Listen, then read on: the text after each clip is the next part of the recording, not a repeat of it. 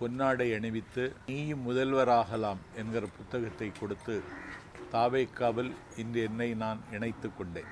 6 ஆண்டு காலம் எந்த அரசியல் கட்சியிலும் என்னை இணைத்து கொள்ளாமல் திராவிட இயக்கத்தின் சொற்பொழிவாளர் என்று சொல்லி பெரியார் அண்ணா லட்சியங்களை பேசி வந்த நான் இன்றைக்கு தாவேக்காவில் இணைத்து கொண்டு நாடு முழுக்க தாவேக்காவினுடைய ஒரு பிரச்சாரகனாக பவனி வர தம்பி விஜய் என்னை அனுமதித்திருக்கிறார். என்னை திட்டமிட்டு நிராகரித்தார்கள். தம்பி உதயநிதியினுடைய பிறந்த நாளை கொண்டாடுவதற்கு ஒரு திங்களுக்கு முன்னாலே என்னிடத்தில் தேதி பெற்றிருந்தார் வடசென்னை கிழக்கு மாவட்ட கழகத்தின் செயலாளர் வானமளவு வாஞ்சி என் மீது பொழிகின்ற அறநிலையத்துறை அமைச்சர் சேகர்பாபு. அந்த நிகழ்வில் கடந்த 28ஆம் தேதி அந்த நிகழ்விலேயே கரு பழனியப்பன் என்னை நக்கல் செய்தார், நையாண்டி புரிந்தார். அதற்கு 5 நாளைக்கு முன்னால் திராவிட இயக்க தமிழர் பேரவை தலைவர் நான் பெரிதும் மதிக்கின்ற அண்ணன் பேராசிரியர் சுபவி திமுக மேடையிலேயே என்னை குறைத்து பேசினார்.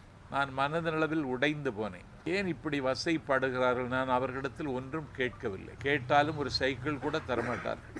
எந்த பரிந்துரைக்கும் நான் அவர்களிடத்திலே போய் நிற்பதும் இல்லை.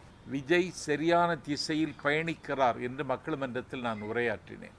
அந்த நாளிலிருந்து எனக்கு நெருக்கடியும் வசையும் மிரட்டலும் அதிகமாகவே வந்து கொண்டிருந்தது.